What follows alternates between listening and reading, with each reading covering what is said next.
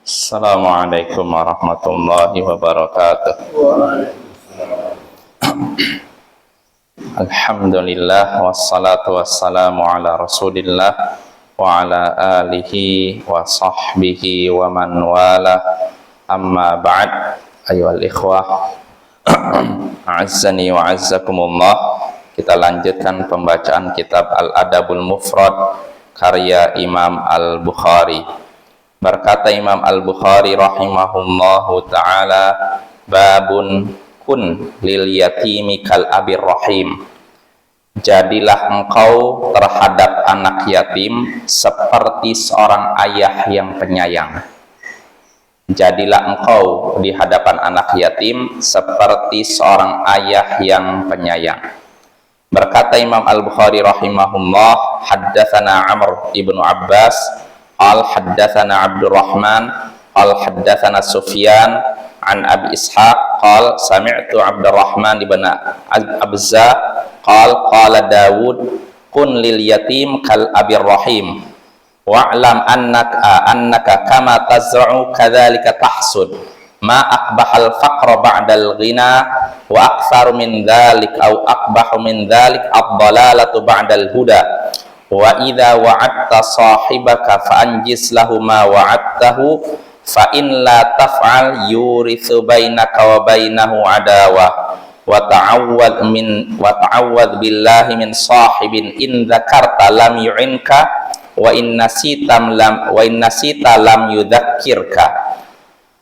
Telah menceritakan kepada kami Amr bin Abbas, ia berkata telah menceritakan kepada kami Abdurrahman, ia berkata telah menceritakan kepada kami Sufyan dari Abu Ishaq, ia berkata aku mendengar Abdurrahman bin Abza berkata, Daud berkata, jadilah terhadap anak yatim, jadilah engkau di hadapan anak yatim seperti ayah yang penyayang.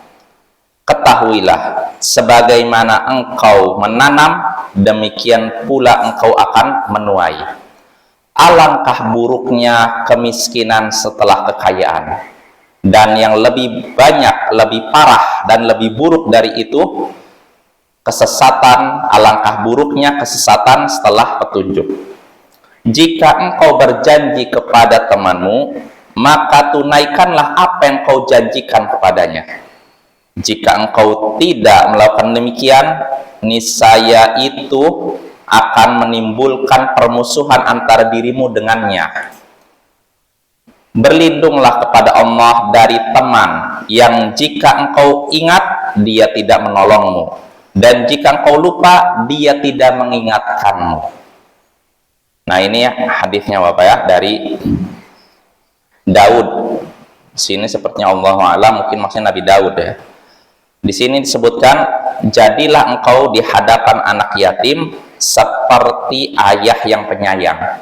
Artinya sebagaimana ayah menyayangi anaknya, begitu pula hendaknya kita kepada anak yatim menyayanginya. Lalu disebutkan di sini, ketahuilah sebagaimana engkau menanam, maka demikian pula engkau akan menuai. Artinya seseorang akan mendapatkan buah dari perbuatannya. Seorang akan mendapatkan balasan sesuai dengan perbuatannya. Karena kalau kita menanam, kita juga akan menuai, gitu. Lalu di sini disebutkan alangkah buruknya kemiskinan setelah kekayaan.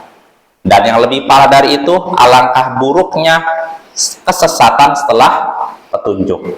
Artinya sangat parah orang yang sudah dapat petunjuk lalu sesat.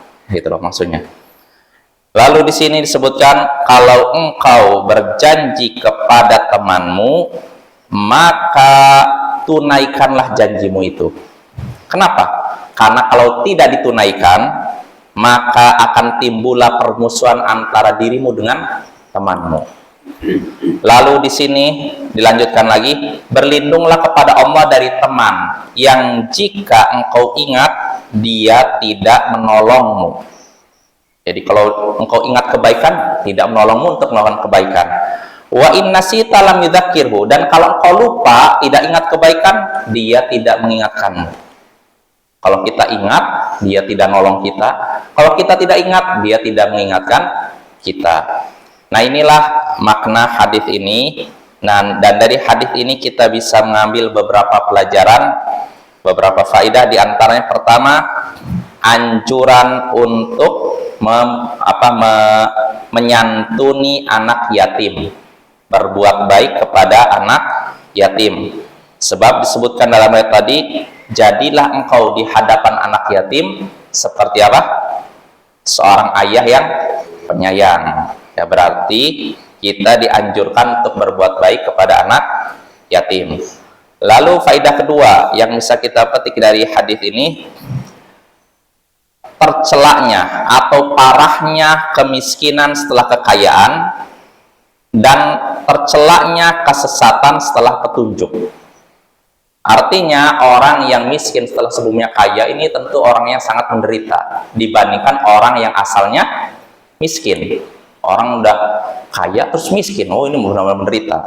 Dan lebih menderita lagi orang yang tersesat setelah sebelumnya dapat petunjuk. Dia sudah mengenal tauhid, mengenal sunnah, tiba-tiba kembali lagi berbuat syirik, kembali lagi melakukan perbuatan yang nggak ada contohnya dari Nabi. Nah, ini lebih parah lagi.